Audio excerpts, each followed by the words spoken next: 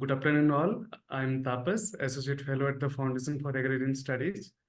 On behalf of the Foundation, let me welcome you all to this sixth seminar of FAS Young Scholar Online Seminar Series. I'll not take much time. Will briefly introduce about the seminar series and some brief FAS work. As you all aware that this is the platform for young scholar working in the field of agrarian studies and on socioeconomic life of rural area to present their work to this larger research group. And also this is the platform to explore the possibilities for future collaboration. As Utkarsh mentioned that in 2022, the foundation began this organizing this seminar in the Young Scholar Online Seminar Series. And this year, this is the second edition of the series, and we are about to last stage of this edition as well. And I'm happy to inform you that the seminar series attracted audience from different parts of the globe and also helping us to build a network of young scholars. And I sincerely hope that we young scholars particularly are learning a lot from this seminar and particularly from the discussion. As you know that these seminars this year, around 7 scholars, young scholars from Bangladesh, Nepal, Sri Lanka, and India are presenting their work, primarily drawing their doctoral research. And we are most fortunate that from the initial, Professor Barbara Harris-White, Emeritus Professor of Development Studies at the University of Oxford, is chairing all the seminar series. And I thank you, Professor Barbara, for guiding us from the inception of this seminar's idea. I will also thanks Roja Luxembourg Stephen South Asia for their continuous support in running this seminar series. Yeah. Today is the 6th seminar of the series, and our speaker is Bisakha Dewan, a PhD scholar from University of Queensland, Australia. She will be speaking about the navigating power structures, examining women's agency and empowerment in contract farming in Bangladesh. In view of today's seminar, I'll take this opportunity to let you know that Foundation has been taking many efforts to understand the nature of women works in different sectors of rural economy. In very recently, Foundation also has published a book titled Women and Work in Rural India. It's edited by Madhura Swaminathan, Shruti Nagbhushan, and V.K. Ramachandran. This book covers a range of issues on general subject of women in rural production, such as women's work in agriculture and allied sectors, women in non-agricultural sector, non-agricultural work, the gender gap in wage rates, class and caste issues, the issues related to the finance. Today we got here Dr. Itishree Pattnaik, Associate Professor at the Christ University, will be acting as a discussant for this session. She is expert on agriculture and gender. Thank you, Dr. Itishree, for accepting our invitation. Before handing over to the chair, I again say that the FAS invites the young scholars and students who are interested in the field of agrarian studies. As you all know that many of you know that Foundation under its village studies program currently has a database on various socioeconomic indicators from 27 villages across 12 states of India. I welcome all the young scholars who are interested to explore this database. Now, without taking more time, let me call upon the chair to initiate and moderate the proceeding. In the interest of time, kindly key in your comments question in the Zoom Q&A box. They will be taken up in the interactive session that will follow the presentation. Thank you. Now I'll hand over to Professor Barbara, please. Thank you very much, Tapas. Can you all hear me? Yeah, good. Yes. It's, as usual, a great pleasure and privilege to unite people who are presenting late at night in Australia with me just after breakfast in the UK in these amazing discussions that we've had around young scholars' work, but always raising bigger questions and hoping to feed into the debates and the discussions that the Foundation is so active in having. As a chair, all I need to say before letting proceeds start is that the form is that Bisakha will talk to her PowerPoint, to her research for 25 to 30 minutes, after which Itishree, Dr. Itishree will give her discussants comments for 5 or 10 minutes. And then perhaps I will intervene or perhaps not, but we will go to the Q&A, which is organized through the chat. So those of you who wish to participate, please feel very free to do so. And my job is to be like a sheepdog and corral you all up and put you in some kind of order through the questions in the chat. And we generally go slightly over the hour, but if you have to leave on the hour, please leave, feel free to leave. Okay, welcome to our speaker, and the subject from which you're studying from Queensland in Australia, after experience in agribusiness and sociology, is contract farming and the empowerment of women. I won't say more. Over to you, Bisakha, and then to Itishree. Thank you so much, Barbara. Thank you so much.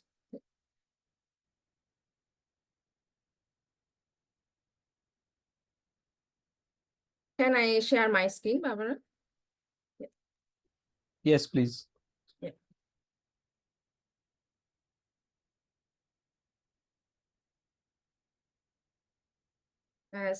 So is it all right now? Yes, it is. Yes, it is. Yeah.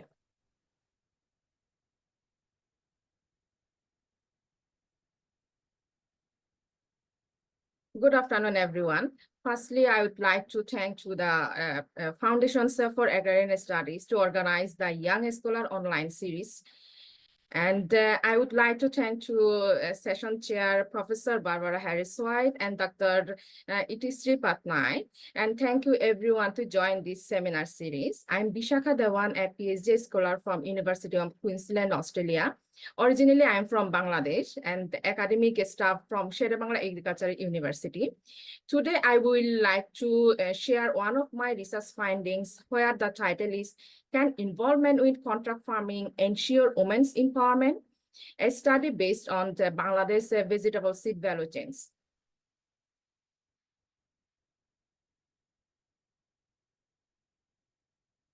At first, I will briefly discuss the background of my study, following the scenario of contract farming in vegetable seed value chain and women in the contract farming. Then I will briefly discuss my research methodology, following my research result and the discussion.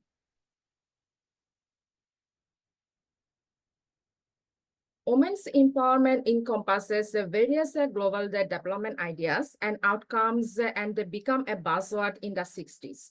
In developing strategies, addressing women's empowerment is critical due to the deep-seated historical, religious, cultural, and psychological factors contributing to gender discriminations and inequality. The challenge lies in the persistence of gender norms in patriarchal societies, where traditional views reinforce unequal power dynamics between genders. Globally, women make up 36% of agricultural workforce. In Asia, the percentage varies from 24% to 74%. In Bangladesh, especially, women account for 56% of agricultural workers, ranking the country's 6th among the 10 Asian nations in terms of female participation in agriculture compared to men.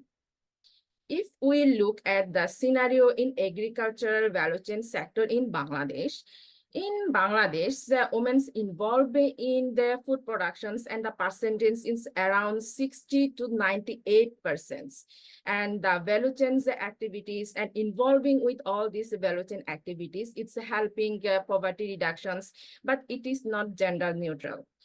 And another problem is women's involvement in agricultural value chains. It's not economically active employment. And the gender gap is still there in our agricultural value chains, which the productions gap, it's between the men and women is averages 20 to 30%. In these situations, contract farming is helping rural farmers by accessing higher quality inputs and other facilities, and female farmers also getting benefited from this contract farming sector. Coming to the vegetable seed production scenario in Bangladesh, according to the national data, vegetable seed production is increasing, but there is a huge gap between demand and supply in the vegetable seed productions. And the private companies supply vegetable seed around 97% of total seed demand in Bangladesh. And all the seed companies, they produce their seeds through contractual agreements. And women involved in this sector as contract growers and workers. And within their involvement is around 95% in the agricultural involvement.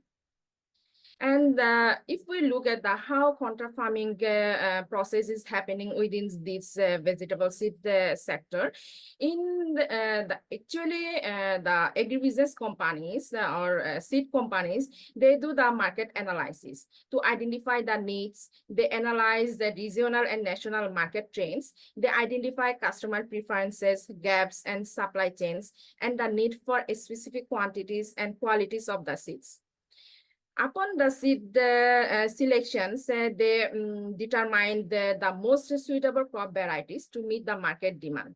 Then they find the growers who are the more suitable to do the seed growing. And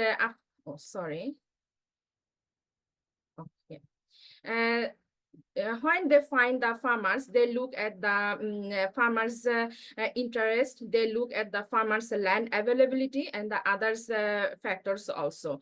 And when they do the contract agreement, they fix the quantity, they fix the price, and also input supplies. And the pre-production support system like inputs and the other technical assistance also provide to the farmers.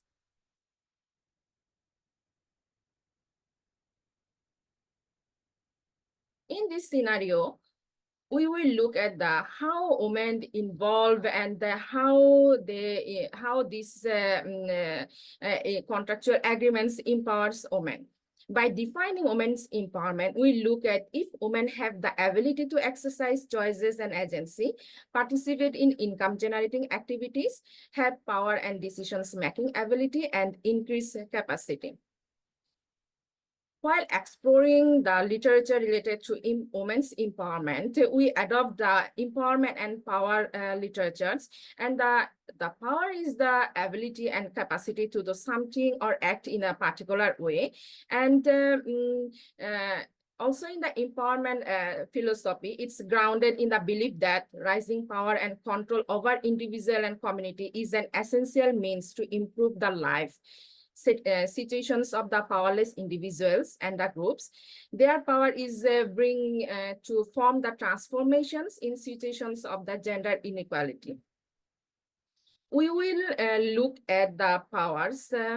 It's 4 forms of powers, and with these 4 forms of power, we will explore how empowers how contra farming empowers the woman. The first one, the power 2, which is increasing personal boundaries, which is generative or productive power, increases new possibilities and actions without dominations. And the second one, power with, which is creating opportunities for our others. In power with, usually when persons work with other peoples or work in the group, it will make them the more capable. In the third one, the power within, the ability to find and nurture individuals' capacity. Within this power within creates individual self-satisfactions and more self-esteem, and it increases individuals' capacity and self-beliefs. Finally, we will look at the power over situation. The power over, which is the ability of someone to produce other people's actions. And it is the ability to control someone or something, dominations and subordinations. So within these four forms of power, we will set how this counterfarming impacts women's empowerment.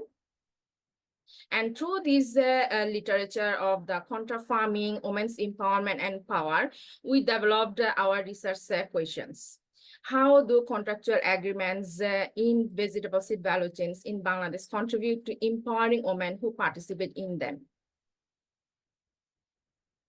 For this study, we selected 3 districts from Bangladesh: Thakurgaon, Dinajpur, and Meherpur, and we select 3 companies: Laltil Seed Companies, Supreme Seed Companies, and ACI Seed Companies. All these 3 seed companies are the first one, Laltil Seed Companies, and one of the leading seed companies in the Bangladesh, and the Supreme Seed is one of the oldest seed companies in Bangladesh, and the ACI Seed is one of the emerging seed companies in Bangladesh.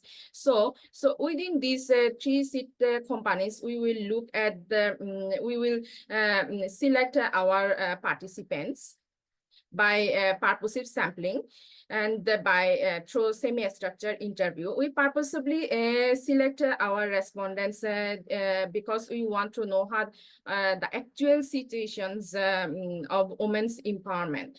And finally, our respondents are 10 female farmers and 18 female workers and 6 seed company personnel until the data saturations occurs. We purposely select only female workers who were hired by the female farmers. We excluded all the family laborers to get more representative answer from the female farmers. And we select this research, we follow the qualitative approach. If we look at our results, the first one, the power 2. In power 2 situations, we found women experience 4 changes, like they can access resources, and the resources we found land, labor, and inputs. In income, decisions making capacity, and bargaining power. In accessing resources, we found that women can they can access resources like inputs because it's a contractual agreements. The seed companies, they give the inputs and the other technical facilities. And however, in case of land, we found that it does not, the companies said that, the company people said that it does not any problem if the women farmers have or they own land or not. They can use family land or they can lease the land, and which is a very good situation for women's women involvement in contractual agreements. In access to income, we look at there is a huge gap between male laborers and the female laborers. However, female laborers are involving with this agreement because they, with their income, they can have their family support and they trade off the situations. In decisions making capacity, we found that the female farmers can make their decisions with in their household. However, the gender norms it's still in the happening in the rural Bangladesh. So where female farmers, they say they can't take any decisions without consulting their husband or elder family members from the family. Within the bargaining power, we found that female farmers have some limitations in entering contract farming and the fixed price fixings.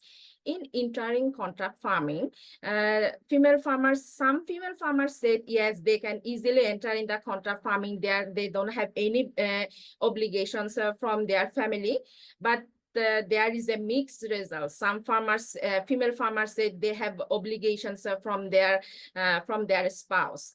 In price fixing, they don't have any power to bargain with seed companies, because before production, seed companies, they set up everything like price and inputs. So in this case, within this, the bargaining power, women, the empowerment is restricted. If we look at the female farmers quote, where she said, I can take decisions involving contract farming, meeting with others, joining village meetings, joining Samobai Samiti, which is a local informed financial group in Bangladesh. And this her quote is indicate that she has decisions making ability to meet other people's. She can easily take some decisions. She can easily involve with other committees. The second one, the power with the situations, we observe the power with situations when women work with other women in the farm, and the other women are the female workers. And the second one, we found the power with the community. Community means they are in the village area. The reciprocal relationship between the female farmers and their workers form power with other peoples. And our results showed that female farmers and laborers help each other to achieve the common goals and making more capable and skillful. And involvement with contract farming, it's encourage other people, women also in the community or in the village, and they and the other women like who are not involved in the contract farming, they feel like contract growers, female contract growers are the leaders in the village, because they have houses, they have income, and which encourages them to involve in contract farming. And this with the power with the process, women's individual and collective empowerment is happening. And if we look at one quote from the female workers, where she said, here we all help each other, do our work, and we are happy with this. I think this is the empowerment for me. So these situations explain that she can enter in the contract farm, where she can easily get the help and support from the other workers and the female farmers, and it's make them more skillful, and it's make them capable to earn more income. In the third one, power within, we observe power within situations in two cases, like mastering farming skills and personal life satisfactions. In case of mastering farming skills, female farmers, they said that because seed companies only choose those female farmers who have some experience in farming, who have and those who have more experience, they can cultivate the hybrid seed varieties which ensure more income. And through the technical assistance like training, seminar, and working with the other women, it's mastered their farming skills. And this skill development helps increase their self-confidence and self-esteem, leading to the individual empowerment and their personal life satisfactions. If we see the one ACI female farmers,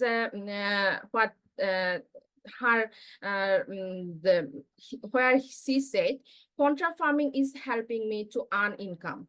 For better household conditions, I have decided to enter contract farming. Now I feel good that I'm an active income person in the family. So her feelings, it's said that how she is she feels empowered when she involved in contract farming activities, where previously it was impossible for them to earning income by them. So this contract farming is helping women in power within situations. Finally, in power over situations, we found power over situations is restricting women empowerments, because power over situations we found happen in two sides, when men's power over women and seed companies' power over women. In case of men's power over women, we found that some women they face inequalities, because when seed companies they organize some training, instead of women, men participate those training, which restricted women's empowerment. And also in some cases, like incentives and other facilities, men go those facilities and that supports it's a kind of patriarchal social system. So where women face this empowerment. In case of seed companies, women cannot choose their product. Women cannot fix their price, and they have to follow all the rules and regulations seed companies impose to them, and which restrict their empowerment and their decisions making to choose the seeds and all the others, the managerial plans. If we however, if when we talk with the seed company personnels about the situations present in rural Bangladesh, they say a new farmer would not get the high value or most profitable crop. She starts with an easy crop like red amaranth. She needs some time to habituate to this culture. In approximately after 3 years, she will get the most profitable hybrid seeds. And this quote indicate that so seed companies they control everything. So female farmers, if female farmers wants to cultivate some high quality seeds, they can't, because they have to follow the seed companies rules and regulations. And in these situations, their empowerment is restricted. From my research, the overall findings is power to access resources, income, decision-making capacity enhances individual empowerment, but less bargaining power, it limits women's empowerment. And power with other women within farm and community, it helps individual and collective empowerment. The third one, within the power within, by mastering farming skills, employment opportunities, and personal satisfactions, it strengthens individual empowerment. Finally, men's and seed companies had power over contract farmers, which restricted individual empowerment. I hope with these findings, it's very important for our my next study after to look at how this contract farming is restricting and restricting and it's supporting women in their empowerment sector in their empowerment process. And I'm very glad to everyone if I get the more comments how to make how to make my research more applicable and implicable for in the research world. And I acknowledge my fellowship, which is Bangladesh Prime Minister Fellowship and University of Queensland's Research Fund. And thank you so much. Thank you very much, Bisakha. You have kept to time. You have opened up a really important area with a bearing on agrarian change and women's work, men's work, post-harvest work, female empowerment. And the take home seems to be that the first kind of empowerment is mixed, and the fourth kind of empowerment is negative. And I guess we want to know whether 1 and 2 and 3 can counteract 4. But over to Itishree Pattnaik from Christ University, who works on agriculture and gender and who's in a very good position to be the discussant. Over to you. Thank you. Am I audible? Yes, you are. Yeah. I'm really glad. Thank you so much, Professor Barbara and Bisakha. Many congratulations with this great presentation. I really enjoyed throughout. And I really thank FAS for giving me this opportunity to be associated with this particular seminar series. Very interesting topic, and this just my area, what I work on. A few points quickly. I will go. Am I audible? Yes. Yes. Okay. Yeah. So a few points quickly. I'll go, and then maybe I can come in between. As we all know, like empowerment is a process. Okay, it's the decision making. That's empowerment in terms of decision making is a process over a period of time. Okay, it's not a stock approach, it's rather a flow approach that we all know that how it has happened over a period of time. Keeping that in mind, though, I really enjoyed the way you have actually narrated the four types of empowerment. For me, it would have been a little bit better if you have started told us in the beginning the type of contract in the beginning, and what are the different areas or the stages that women are involved into the contracting process. Okay, because as you also have already mentioned that when it comes to accessing the power in terms of linking to the market, that doesn't happen with when it comes to women. So I wanted to know the type of contract and the different steps that women are involved in that type of contractual nature, and whether it is I'm sure it must be a written contract, and but who signs that contract and who take the stock of that and who actually have keep a record of that. Okay, that managerial part where the women are involved into that. I know you told the skilling is mainly the male, most of the time male involved in the skill training and all that. Secondly, it would have been I really enjoyed one more thing I just wanted to know is that empowerment is actually accessing the power, yes, within and over and others, but also accessing the control over income. Okay, like with the income, they want some little amount of income. Who has control with that income? Whether they have the power to spend that income and can decide on what particular aspect they can actually spend that income on. Okay, and on how they are spending that income, because in India case, keeping the purse and actually control over income are two different things. When you go to the village and we start who actually keep the money, women very proudly they say yes, we keep the money, but it's actually just safe keeping your money.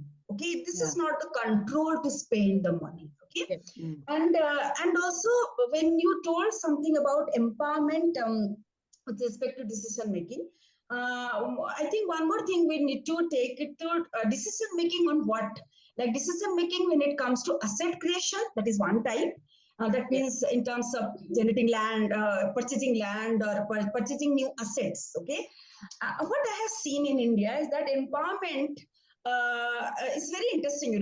Women, they take a lot of decision when it comes to health and education. Okay, and I have divided actually what are the decisions that women take in India. So when it comes to asset creation, very low, but when it comes to small decision making, very good, very high. And when it comes to health and education is very high. So, but the point is that is actually not the empowerment. That is actually a position given to them by the male member because they don't want to get into that health and education part. Okay, so whenever something goes wrong, there is always something they need to be answerable to those things. So when you're decision making, if you can just bifurcate what are the type of decision makings they are involved with, and how they are actually empowerment with respect to asset creation and with respect to small kind of decision making. Just last point, I'll just say quickly, Sure. how the peer learning happens in this contract nature, because I think it's just you also mentioned it's a shift of the power. That's it, from the male to the contract, the companies. Okay, I think it's a shift of the power from the male member to the company. But is there any peer learning also happen in the group? Okay, the women, whether they also learn from each other, and whether that learning helps them to gain anything out of being in the group. So this is my quick observation. So, Barbara, I'll now want to all the points, but there are a few more little points which I will come up when we open the floor. Yeah. Professor Barbara. Itishree, it may be my end because I'm a long way away, but I didn't hear very clearly the last comment. Well, it was Last about one, a power hierarchy. I- Bisakha, did you hear it? No, Did you no. understand? Could you repeat very briefly, because you The are very, last very one. clear in your comments. Could you repeat the last one? It was about the power hierarchy, about Power women hierarchy under and men under the company. how the peer learning takes place, with the women, they learn from each other, and how that networking among themselves takes place to make them empower. Okay. Now, Thank you very am I clear? Yes, you're Yeah. you're I clear. know it's a problem from my side. My internet is not good, so I know it's a problem from my side. I'm so sorry for that. Mine is quite delinquent as well. But anyway, over to Bisakha. Do you want to respond? There were 4 very clear comments. Yes. Would yes, you like to yes. respond I would to like them? to. Yeah, I would Thank like you. to. Thank you so much, Itishree. Thank you so much for your insightful questions.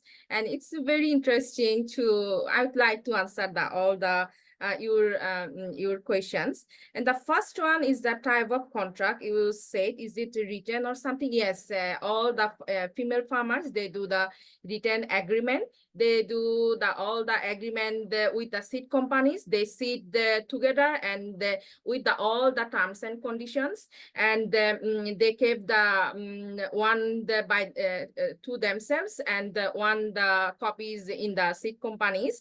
And the second one, the control over income and how they spend their income. So with this income, so we ask the female farmers and about this spending, and they said it's usually what's happened in rural area. For the normal households spending the daily expenses, they can easily do that one. But for the big spending, like the land purchase, they have to discuss with their spouses. And it's still like it's still gender norms, and they follow the gender norms and the traditional patriarchal societies where women, they cannot take the decisions by themselves while in the big purchase in the family. But in terms of children's educations, they can take the decisions, like okay, they can do some decisions, because these female farmers, we observe that they are very powerful, because they have they are doing income, and their social status is good, and it's related to their also social demographic factors where they can easily spend their income. And in terms of decisions making, we ask them like how they make decisions within the household and within the farm, like in 2 levels. In decisions in the household decisions making, it's the same with the income, like the small decisions making, what to cook, like what to eat, the small things, they can easily make that decisions making. But in case of the farming productions, like involving in contract farming, it's I said, and we also found in our research, it's a mix. Some female farmers said they can easily enter in contract farming, and they can easily make the decisions to meet the seed organizations to do the contract farming. But we also see another situations where they have the obligations. They have to discuss with their spouses or elder family members to enter in the contract farming, because they have to use the family land, or either they have to lease the land. So it's not their own decisions to make to enter in the contract farming. So they have to follow some family decisions making process. And the final one, the power hierarchy about the men and women within the household. It's the interesting one. Thanks, Itishree. So in our paper, actually, we term that as a relative empowerment. As I said, yes, in some cases, males, they involve in training instead of women. However, though in the upper sense, it's like it's not restricting women. If the male members can attend in the training, he share everything what he learned from the training. And it's a mutual understanding, and it's a mutual learning, and it's also helping the family farming skills also. And we term it as a relative empowerment, though it's for women empowerment. If women themselves involve or attend in this meeting or training, it would more benefited for them, for their society and everything. However, they have to follow what their partners say. Yes. So is it everything is there? It is? Yes, it certainly is. Thank you very much. There are terrific, excuse me, terrific questions in the chat. Yeah. But I was thinking I would take them in the order they're there.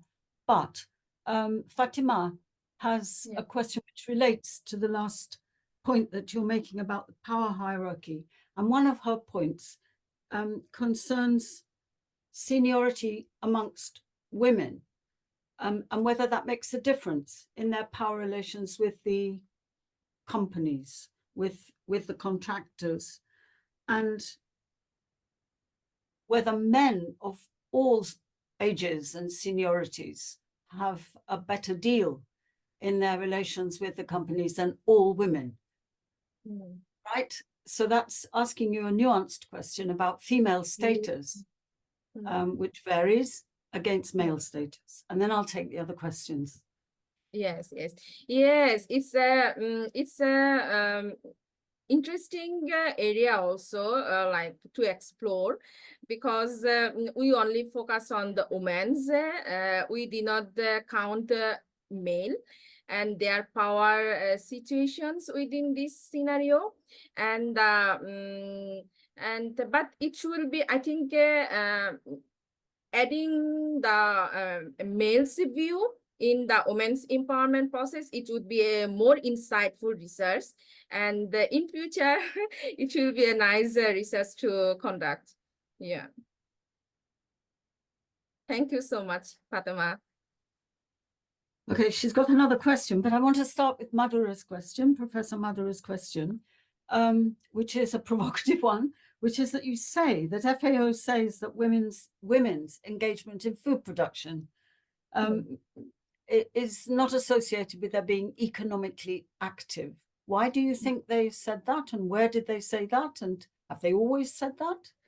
That is the tenor of her question to you. Yes.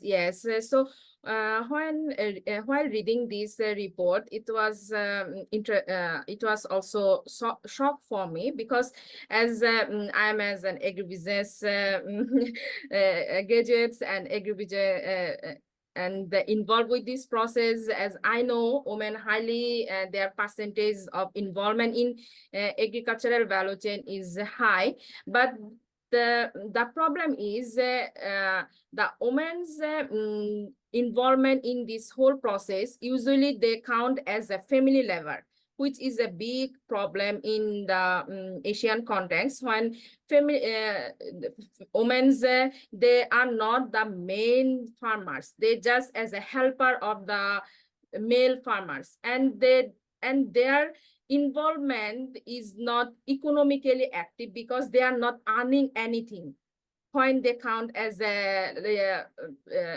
male farmers helper.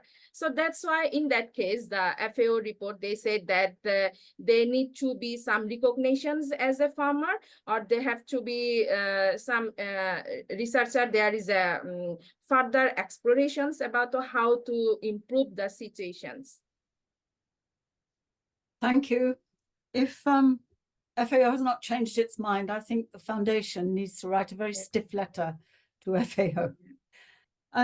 Thank you. So Fatima, back to her first question, which is about land relations. What you didn't have time or didn't have evidence for in your presentation was to tell us about land relations in the sample villages. They're in 3 districts of Bangladesh, so they may be different. And the question is about land relations for seed cultivation, and women's land ownership, and we could say land control, but specifically for seed. And could I add that you didn't really tell us very much, probably for limits of time, about the relationship between vegetable seed cultivation and vegetable cultivation. And it makes a difference because in one of your diagrams, demand for seed exceeds supply. And I'm sitting here thinking, well, do they have to grow vegetables from hybrid seed? Or can they grow vegetables from their own seed if they don't get seed from companies? And then other questions about where on earth they get the seed from if it's not from these very big companies. Okay, so that strayed a bit from Fatima's core question about vegetable land relations. Thank you so much, Fatima. So in case of land, yes, we, in our situations, in our rural areas, all the literature say the women cannot access land, or women's land rights is limited. However, in contra farming, in the study area, we found that all the 3 seed companies, they said they don't need the ownership. Women or not the women, male farmers also, they don't need to be the land owner of the land. The land can be the family land, or the land can be the leased. So it's an opportunity for both male and the female farmers to involve in the contra farmings with these terms and conditions, that they don't have to be a landowner. So that's why we said these contra farming terms and conditions, it's actually helping the rural farmers, not only females, also males. They're giving them the opportunity to involve in contra farming. They don't have to be the actual owner of the land. And as the bang, sorry, Barbara, and what's the next? Well, let's jump to Shali Sadiq Khan's question and then come back to the questions on power itself. He has a question which bears on research design and your choice of regions in relation to your research question. And he argues that your study areas are not necessarily in advanced agrarian regions. And does that make a difference to the companies? And does that make a difference to the nature of women's empowerment? In other words, why did you choose the regions you did if they're not advanced regions in the epicenter of corporate interests in Bangladesh? Yes. Yeah, it's a nice question. Definitely, this is the main things, like while selecting the study area. So when we did our primary research about the study area selections, definitely we talk about the 3 seed companies, and we look at all the study areas, and we found in these 3 areas are the where the most contra farming activities is going on. and the weather is more suitable for the vegetable seed productions, and the percentage of the involvement in contract farming and the seed companies in this area is higher. That's why we selected these particular regions for our study area.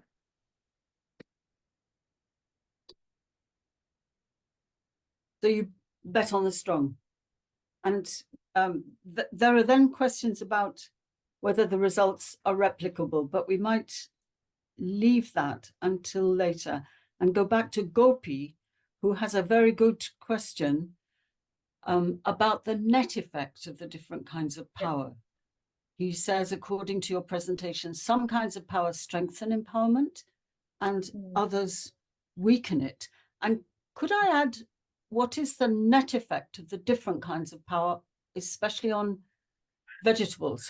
Because we often talk about crop production in agriculture, and we don't talk about vegetables. You're talking about seed, but the seed is for a purpose. It's for vegetables. So how do the different kinds of power net out in practice, taken all together on vegetable cultivation? So first of all, thank you, Gopi. Thank you so much for your nice and questions. And the first questions, obviously it will come, like why I select vegetable seed. So I could select the crop or other agriculture crop or the aquaculture also, but I interested to look at the actually what's going on vegetable seed contract farming, because the seeds demand is increasing in our country, and in recent national data sets and agribusiness seed companies, they are now exporting to other countries, and which indicating that the demand of the quality seeds is increasing, and it brings the opportunities for the women's farmers to involve with them. Rather doing the traditional farming, traditional seed productions or sellings to the local markets, it's an opportunity for them to involve with the big companies, and because these big companies giving them the high quality inputs and the technical assistance, which is a big support for the rural women. And if in case of the power, yes, it's in some power is strengthened the empowerment, and some powers it's restricting women empowerments. That's why our report, our results, it's contributing in the literature. So seed companies can know, okay, so by doing this practice, it's not only empowering women, it's also restricting them. So they can make policies, they can introduce some trainings or some policies which can help to make better situations for women.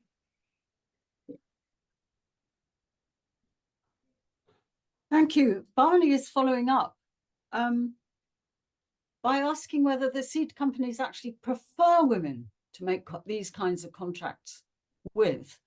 And a question that I think everybody must have had: what are the proportion of women to men in the contracts, in the total contracts issued by the three companies? And I have an extra one there, which is are there significant differences in the activities of these three companies? Because my theory of competition is that most companies try to compete by not competing. So they develop differences. And I wonder whether your companies are like that. Yeah. Thank you so much, Barbara. It's a very good questions. Yes, and regarding the women's involvement in contract farming, these informations, and we have another study for where we look at the proportions of men and women in contract farming. So we did not focus that proportions and that situations in this research, but I can share the situations what's going on. So women's the proportions of women's involvement in contract farming is not higher as expected. And when we talk with the interviews with the companies, like, do you have any particular policies to involve more women in this contract process? And all the seed companies said no. So they have a big gap between the government policies and the seed companies. And that's an interesting thing. So that's why the seed companies, they need to focus on, if they want to improve the social change and improve the rural women's empowerment, they have to make some policies, and they have to change their policies to attract more women to involve with the contract farming system. And that proportions is there is another opportunities to, like, why there is a huge difference between men's and women's involvement in contract farming. Unfortunately, due to time limitations in my PhD, we did not explore that situations, and I hope someone definitely they will look at that from that perspective.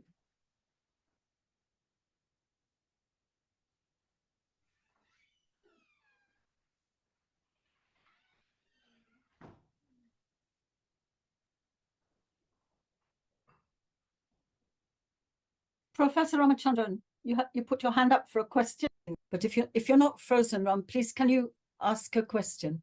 Yeah, You put your hand up for a question. Yeah, You're but not frozen. I You don't.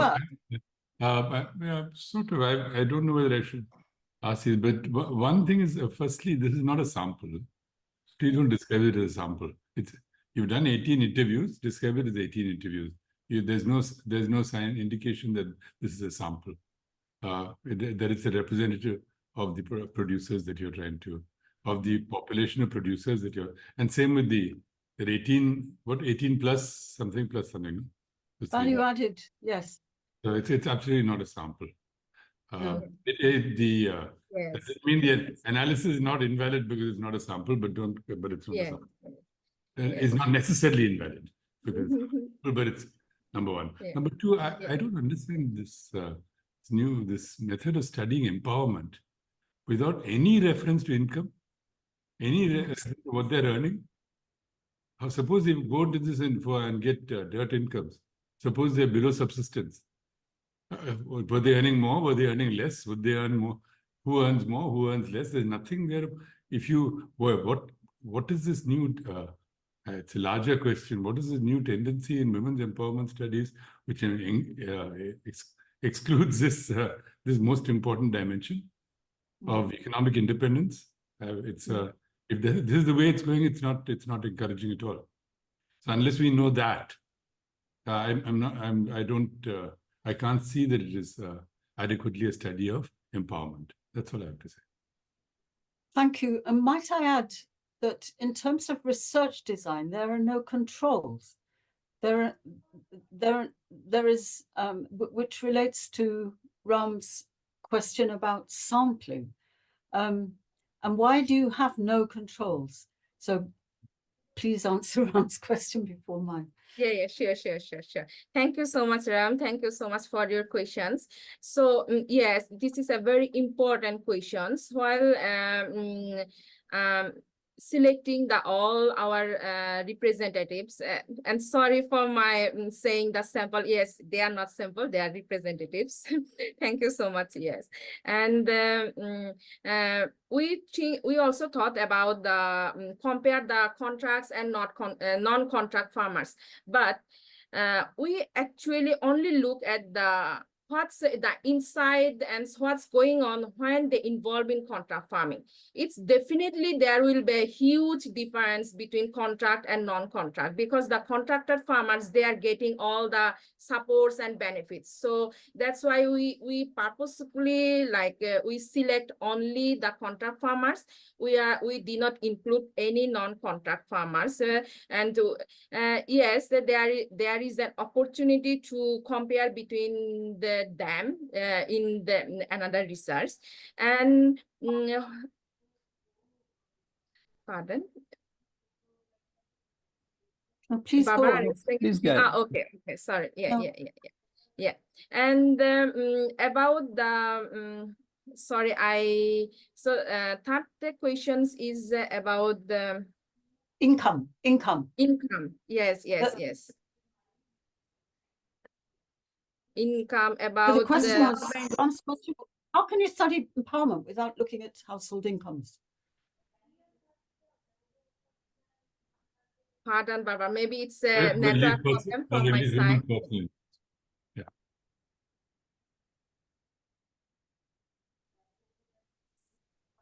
Sorry, I think there is a net problem. I cannot. Ram, okay, it may be my end, but Yeah. some screens are freezing and some are not. But Ram, could you please repeat the important point you made about income? Did you not hear it, Bisakha? I think she didn't. Yes. You didn't hear the original point, my point? Yes. I heard only about the, sorry, Ram, I heard about only the sample and representatives and Yeah. about the comparison between why we did not select the non-contract That farmers. is Barbara's point, yeah. No, I Yeah, said yeah. that I believe, and I think that the study of incomes, whether Right. they, are they rich, are they poor, what has happened to them, what has happened to women because of their participation in this task, in this occupation, setting themselves up as contract farmers under seed companies. Has it helped them economically? Has it not? No mention of this is made. And I don't think that you can have any fruitful study of empowerment without seeing whether they're richer than before, poorer than before, the same thing as before. How badly are they being exploited in this operation and so on. So we have had no indication from you on on these aspects of empowerment, which I think are crucial to any study of empowerment. Yes. Now I got your point, Ram. Thank you so much. Yeah, and regarding income, I indicated we found that's how its income is helping women. It's the power too, I guess. I have to look some at, income helps more than no income, but we have to know, but we have to know something about it. Is it more? Is it less than before? Oh, yeah. Is it a poverty line? Is it a poverty line income? Is it double? Is it double the poverty line income? Is it half the poverty line? Well, I mean, what do we know about this? Yeah. So we indicated that in our paper, but sorry, I did not mention here in my presentations because it's due to the time limitations. It's impossible for everything to adjust within the presentations, and definitely income is the main indicator of the empowerment, and we explain that factors in our paper. Sorry for that, I did not include it here. Yeah. Okay, but you have a complicated research design because you've got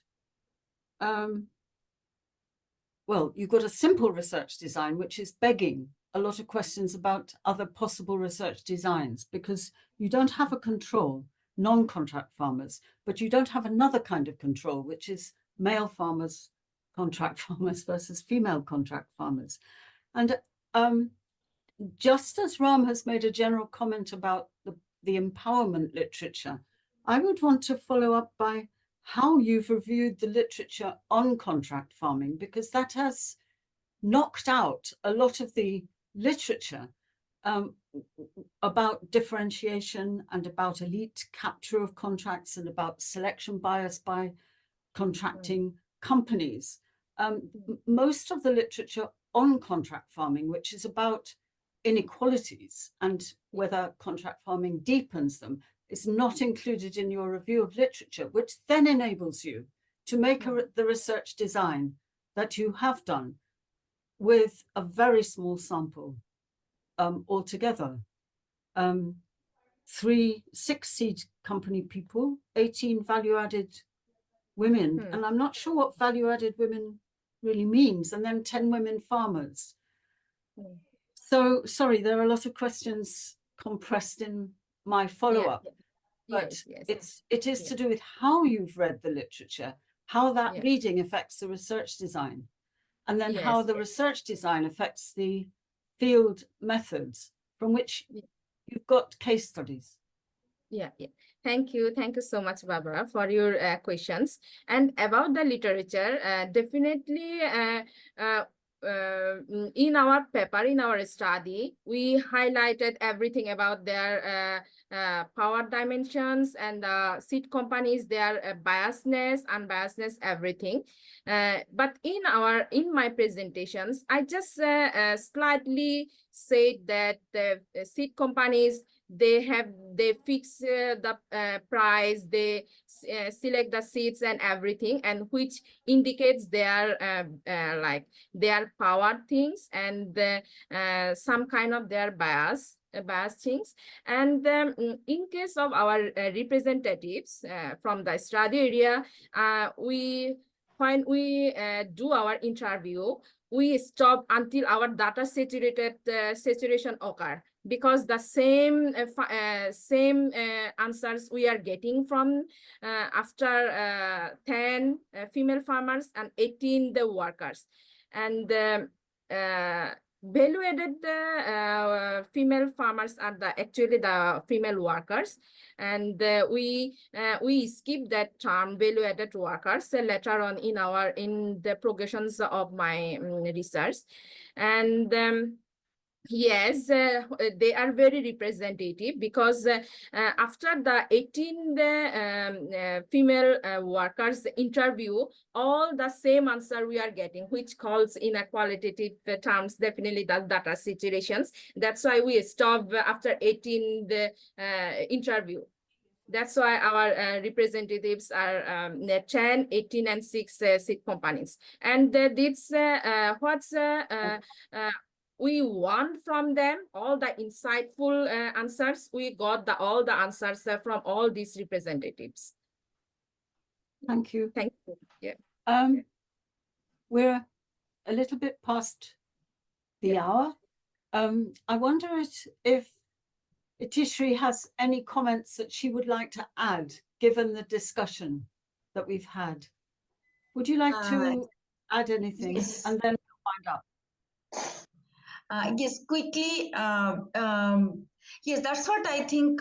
In the beginning itself, I really wanted to know the type of contract, like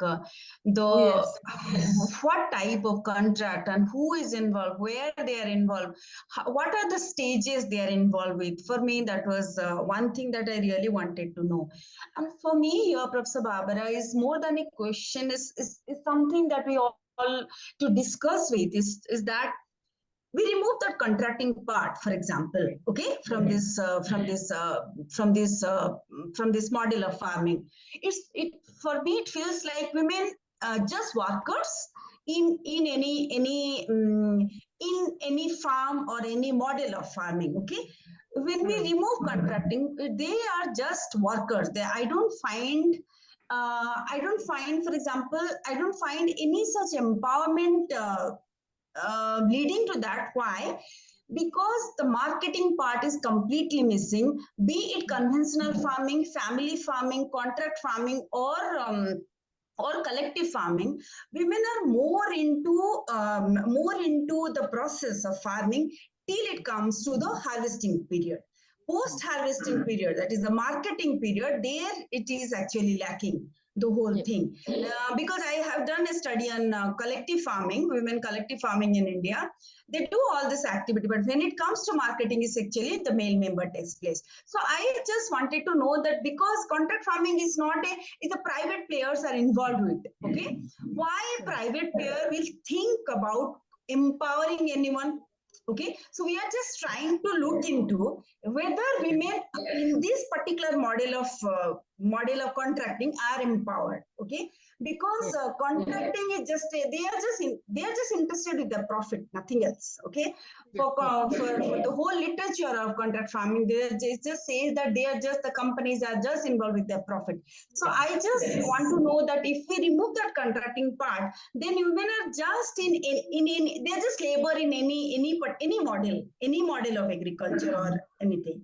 So I doubt whether we Okay. are actually talking about their empowerment. I'm sorry, I'm taking a lot of time maybe, Sure. but to make my point. Thank you very much, Itishree. There are 2 points, one about the nature of contracts and one about why would companies bother to empower women. Okay? Definitely. I'm not sure that's what they're doing, but anyway. Yes, thank you, Itishree. Thank you. Yes, you asked me that one before. Sorry, I skipped that one. Maybe it's out of my head from that on that moment.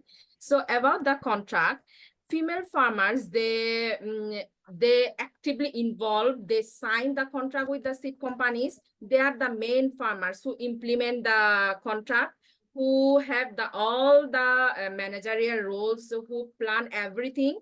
They hire a female worker. That's why we use the female worker. They hire another female worker who are the employee for them, who work for them. All together, they work in the farm to produce the seed companies. And like in India, they have a collaborative contract farming women's group. But in Bangladesh, it's still not seen, not observed. They are all individual farmers. All individual farmers, like they don't have any contractual group to work with to produce the seed companies. So they are all individual and the female farmers. That's why we differentiate between female farmers and the female workers.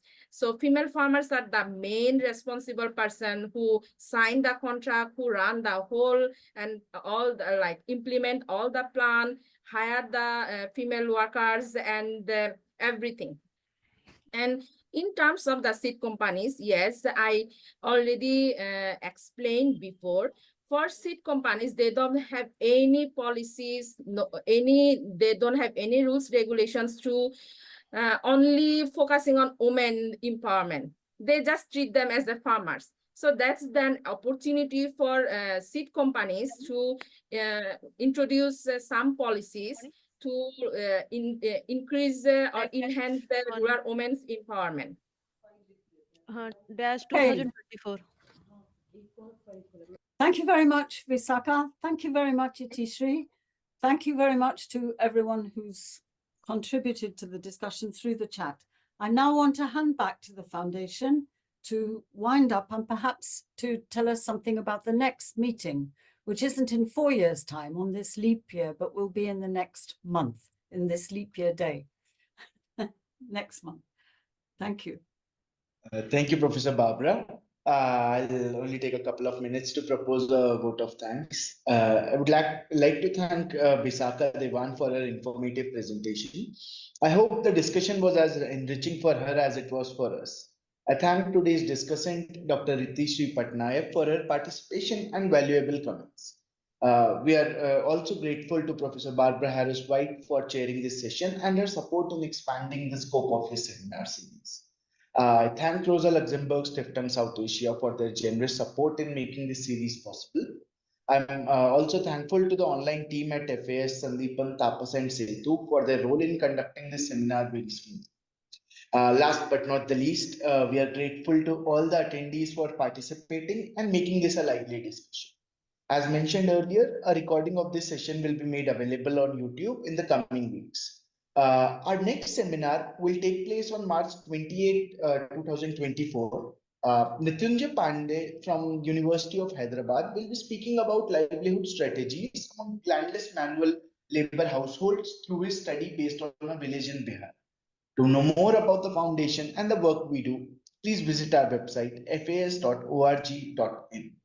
We are also on social media. You can find us at FAS Agri Studies on Twitter, Instagram, Facebook, LinkedIn, and YouTube.